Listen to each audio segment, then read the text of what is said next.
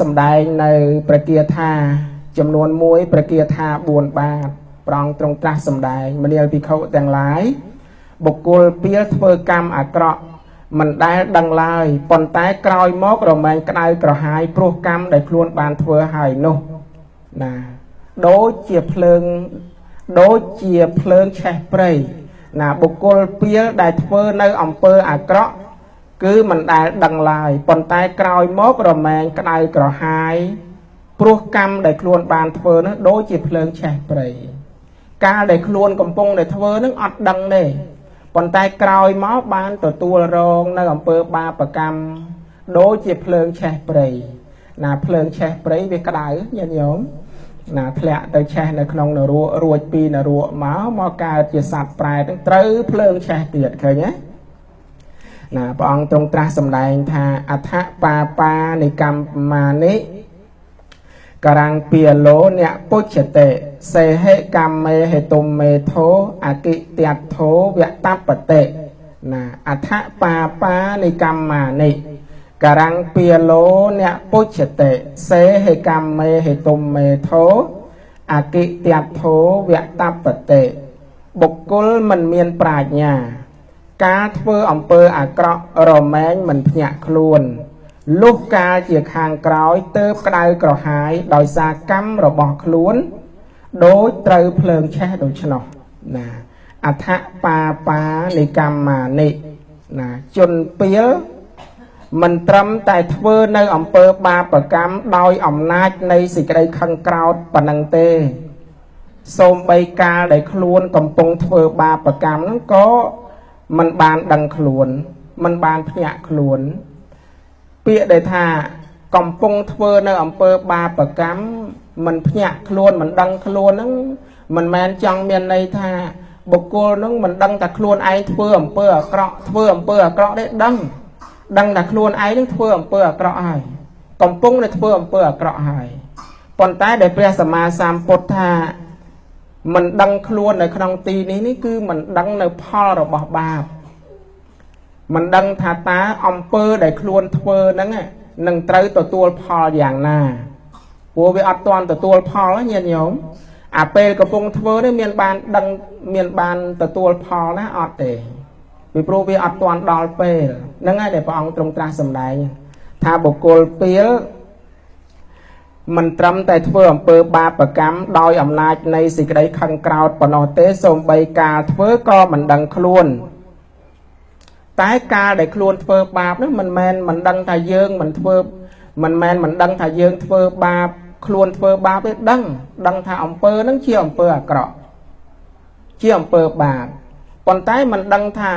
តើបាបហ្នឹងវាត្រូវឲ្យផលយ៉ាងណាអាហ្នឹងអត់ដឹងអញ្ចឹងណាប៉ុន្តែពេលក្រោយមកណាពេលអស់ជីវិតទៅដោយអំណាចកម្មដែលខ្លួនធ្វើហើយនោះបុគ្គលនោះឯងរមែងទទួលរងនៅសេចក្តីទុក្ខណាធ្លាក់ទៅឆេះនៅក្នុងនរករួចពីនរកមកកើតជាកំណើតប្រែតត្រូវភ្លើងឆេះទាំងយប់ទាំងថ្ងៃទៀតនឹងចម្រើនពរនឹងព្រះសម្មាសម្ពុទ្ធព្រះអង្គទ្រង់ត្រាស់សម្ដែងនៅបាតព្រះគាថា1ព្រះគាថា4បាតប្រារព្ធនឹងអជាករិយប្រែតនឹងចប់ទៅមានបរិស័ទជាច្រើនបានសម្រេចមគ្គផលបានសម្រេចលោកុត្តរធម៌តាមសំគួរដល់ឧបនិស្ស័យរៀងខ្លួនសូមអនុមោទនាបុណ្យចម្រើនពរណារឿងហ្នឹងចប់ហើយញាតិញោមរឿងប្រែតពរទោះបីថារឿងហ្នឹងវានិយាយពីរឿងប្រែតរឿងនរោអីមែនញាតិញោមហើយរឿងហ្នឹងវាកន្លងទៅយូរច្រើនឆ្នាំហើយប៉ុន្តែអត្ថន័យអត្ថរសខ្លឹមសាររបស់រឿងវានៅតែដដែលខ្លឹមសាររបស់រឿងអត្ថន័យរបស់រឿងគឺចង់និយាយអំពីទោសនៃអំពើអាក្រក់ផលនៃអំពើអាក្រក់បុគ្គលដែលប្រព្រឹត្តនៅអំពើអាក្រក់ប្រព្រឹត្តនៅអំពើទុច្ចរិតញាតិញោមសពថ្ងៃហ្នឹងមានអ្នកធ្វើអំពើអាក្រក់ទេញាតិញោមមានដែរមានអ្នកធ្វើអំពើបាបដែរណាមានហើយបើយើងលើកយកឈ្មោះគេមកគេមិនមកផ្ទះបែកមាត់យើងតោះតែលើកយករឿងប្រែតចឹងមកបានគេមិនសូវអីណាបង ហើយទៅលើកយកឈ្មោះគេចំមកថាគេធ្វើនេះគេខឹងយើងងាប់ហើយអញ្ចឹងយើងលើកយករឿងប្រែតដែលមាននៅក្នុងគម្ពីរដីកាមកប៉ុន្តែភ្ជាប់នឹងបាតព្រះគាថាដែលព្រះសម្មាសម្ពុទ្ធសម្ដែងហើយអត្ថន័យខ្លឹមសារវានៅតែដដែលនៅតែជាផលរបស់បាបទោសរបស់បាបទោសរបស់អំពើទុច្ចរិតបុគ្គលសាងនៅអំពើបែបណារមែងទទួលផលបែបនោះយាតិសੰវបតេពីជាងតាតិសੰលក្ខតេផលាំងបុគ្គលសាព្រោះនៅក្របពូជបែបណាដាំក្របពូជបែបណារមែងទទួលផលផ្កាផ្លែបែបនោះមិនថាសម័យពុទ្ធកាលក្រោយសម័យពុទ្ធកាលឬមុនសម័យពុទ្ធកាលទេសច្ចធម៌ច្បាប់កម្មផលគឺជាច្បាប់ធម្មជាតិណាមិនចេះប្រែប្រួលទៅតាមសម័យកាលទេអញ្ចឹងញាតិញោមដែលស្ដាប់រឿងប្រជាដកអសរសិលពុទ្ធសាសនាសម្ដែងអំពីឋាននរកឋានសួគ៌សម្ដែងអំពីរឿងប្រែតសម័យពុទ្ធកាលអីកុំឲ្យឆ្ងល់ថាចុះលោកទេសតែរឿងសម័យព្រះលើកតែរឿងសម័យព្រះហើយចុះអារឿងបច្ចុប្បន្ននេះមិនលើកផងថារឿងវាគាត់តែខុសសម័យកាលទេប៉ុន្តែអត្ថន័យខ្លឹមសារវានៅតែដដែលអញ្ចឹងណាញាតិញោមដោយទឹកសមុទ្រនៅប្រទេសអូស្ត្រាលីទឹកសមុទ្រនៅប្រទេសអាមេរិកទឹកសមុទ្រនៅប្រទេសចិនទឹកសមុទ្រនៅយើងកពតកំពង់សោមនៅកែបូកូនេះទឹកសមុទ្រនឹងមានរសជាតិយ៉ាងម៉េចញាតិញោមប្រៃដូចតែគ្នាហ្នឹងទឹកសមុទ្រនៅអូស្ត្រាលីក៏ប្រៃទឹកសមុទ្រនៅខ្មែរយើងក៏ប្រៃទឹកសមុទ្រកាលសម័យព្រះនោះក៏ប្រៃទឹកសមុទ្រយើងឥឡូវហ្នឹងក៏ប្រៃដូចតែគ្នានេះជាសច្ចធម៌ច្បាប់ធម្មជាតិគឺមិនចេះប្រែប្រួលទេហ្នឹងហើយដែលយើងស្ដាប់ព្រះធម៌ទៅអាចចាប់យកអត្ថន័យខ្លឹមសារព្រះធម៌ណាចម្រើនពរយកអត្ថន័យអត្ថរសខ្លឹមសារព្រះធម៌ថាតើក្នុងព្រះធម៌ក្នុងរឿងហ្នឹងចង់អប់រំពុទ្ធបរិស័ទពីរឿងអីដោយក្នុងរឿងហ្នឹងព្រះសម្មាសម្ពុទ្ធថ្មីត្បិតតែព្រះអង្គលើកយករឿងប្រែតហ្នឹងយកមកនិយាយមែនប៉ុន្តែចង់បញ្ចប់នៃសាច់រឿងហ្នឹងតើព្រះពុទ្ធ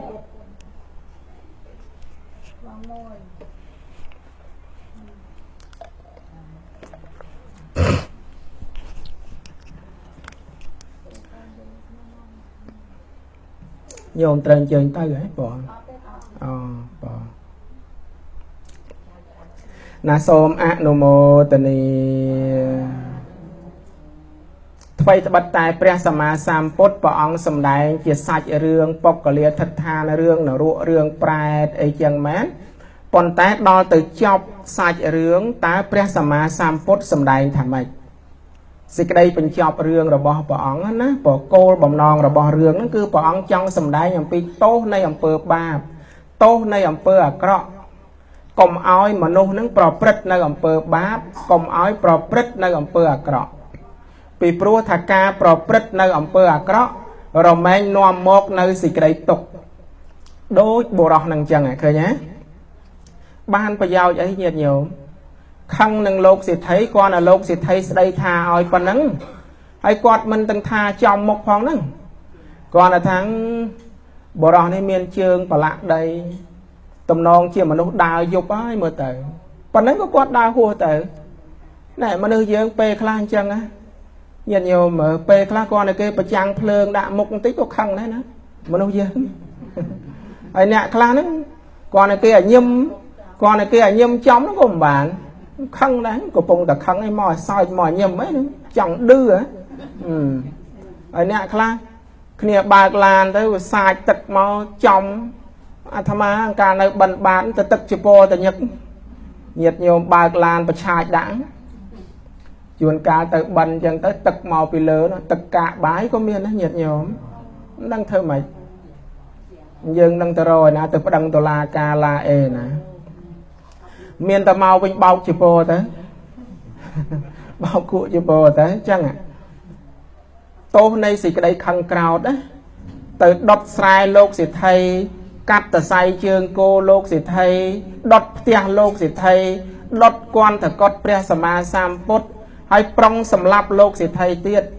ទីបំផុតបានប្រយោជន៍អីញាតិញោមមើល ទីបំផុតទៅ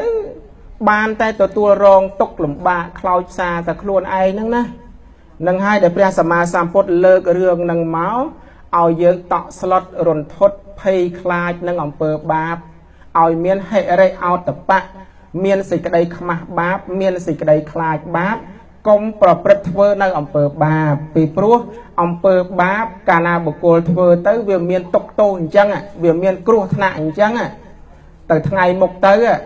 អ្វីត្បិតថាអាពេលកំពុងធ្វើនឹងយើងអត់ដឹងមែនអត់ដឹងថាផលរបស់បាបនឹងវាឲ្យផលយ៉ាងម៉េចមែនប៉ុន្តែពេលដែលយើងអស់ជីវិតទៅយើងស្លាប់ទៅធ្លាក់ទៅឆេះនៅក្នុងនរករួចពីនរកមកកើតជាសត្វប្រែតត្រូវភ្លើងឆេះទាំងយប់ទាំងថ្ងៃហ្នឹងអ្នកដែលមានឧបនិស្ស័យព្រះសម្មាសម្ពុទ្ធសម្ដែងតែប៉ុណ្្នឹងយល់ចូលចិត្តបានសម្រេចលោកុត្តរធម៌ណាចម្រើនពរសូមអនុមោទនាអនុមោទនាបុណ្យការសម្ដែងព្រះធម៌ក្នុងពិធីបុណ្យគេហបវេសនមង្គលក្នុងពិធីឡើងគេហដ្ឋានថ្មីក្នុងវេលាល្ងាចនេះក៏ល្មមសំតាមពេលវេលានឹងបញ្ចប់អេវ៉ាំង